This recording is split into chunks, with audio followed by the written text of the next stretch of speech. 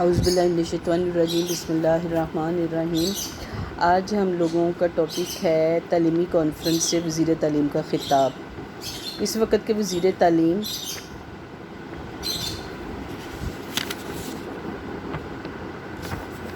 نہیں، آج ہم لوگوں نے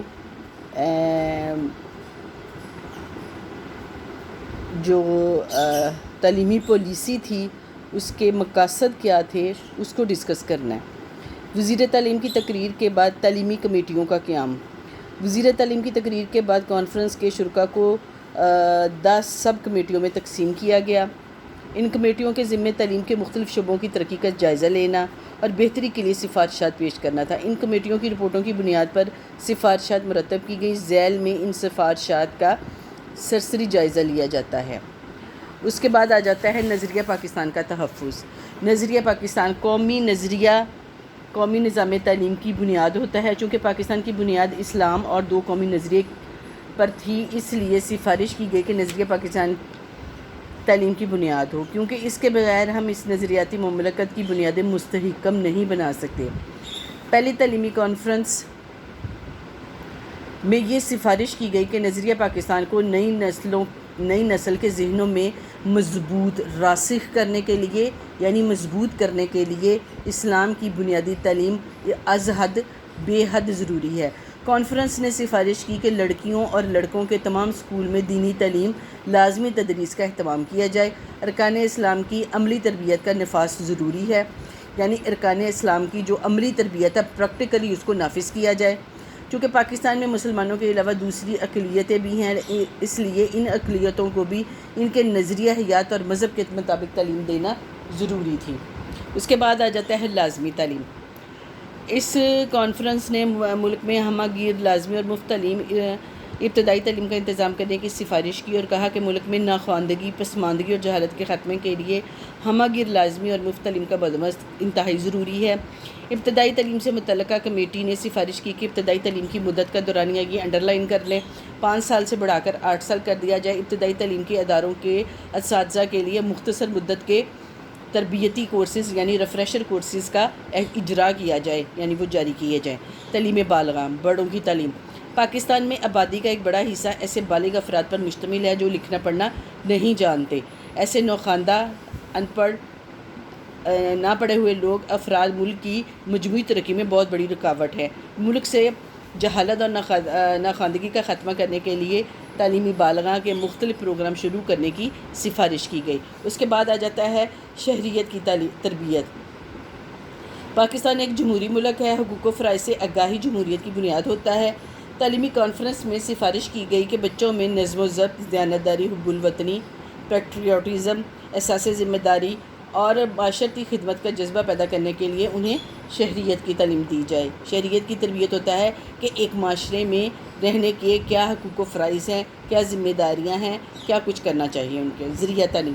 پہلی تعلیمی کانفرنس میں سفارش کی گئی کہ صوبوں میں پرائمری تعلیم تک ذریعہ تعلیم صوبائی زبانیں ہو سکتی ہیں، لیکن پورے ملک میں اردو کو قومی زبان کی حیثیت سے لازمی مضمون کے طور پر پڑھایا جائے۔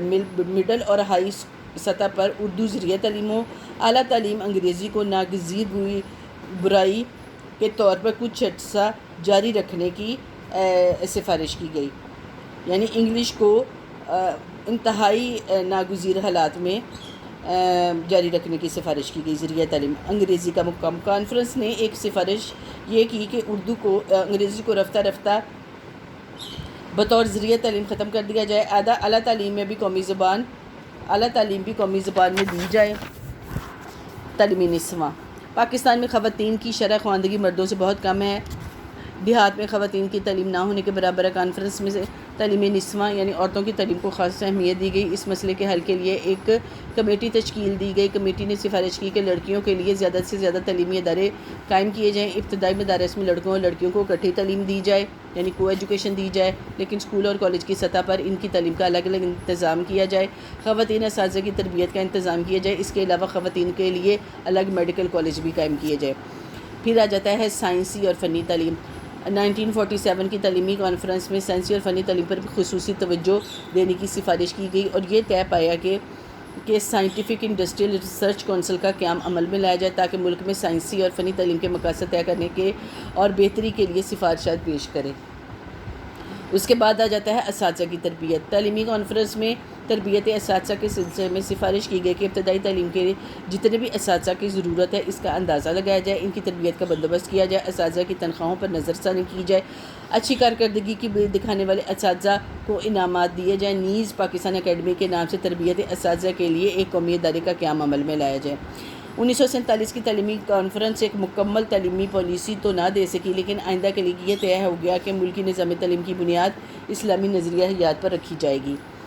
تعلیمی کانفرنس کی سفارش پر عمل درآمد کے لیے 1951 میں 6 سالہ منصوبہ بنایا گیا۔ نئے تعلیمی ادارے کھولنے اور تعلیمی ترقی کے لیے نئے پروگراموں کے لیے تعلیمی اخراجات کا جو اندازہ لگایا گیا تھا وہ ملکی وسائل ان اخراجات کا متحمل نہیں تھے، یعنی وہ ان اخراجات کو برداشت نہیں کر سکتے تھے، اس لیے اس منصوبے پر مکمل طور پر عمل درآمد نہ ہو سکا۔ آج کے لیے اتنا ہی کافی ہے۔ جیسے کہ میں نے آپ کو بھی پہلے بھی بتایا تھا کہ مختلف قسم کے تعلیمی پالیسیاں اور منصوبے بنے، لیکن کچھ وجوہات کی بنا پر کسی بھی تعلیمی منصوبے اور کسی بھی تعلیمی پالیسی پر پورے طریقے سے عمل درآمد نہیں ہو سکا۔ آج کے لیے یہ کافی ہے۔ کل انشاءاللہ میں آپ لوگوں کو پڑھاؤں گی قومی تعلیمی کمیشن 1959۔ اس کو آپ یاد کر لیں تاکہ بعد میں مشکل نہ ہو۔ اللہ حافظ۔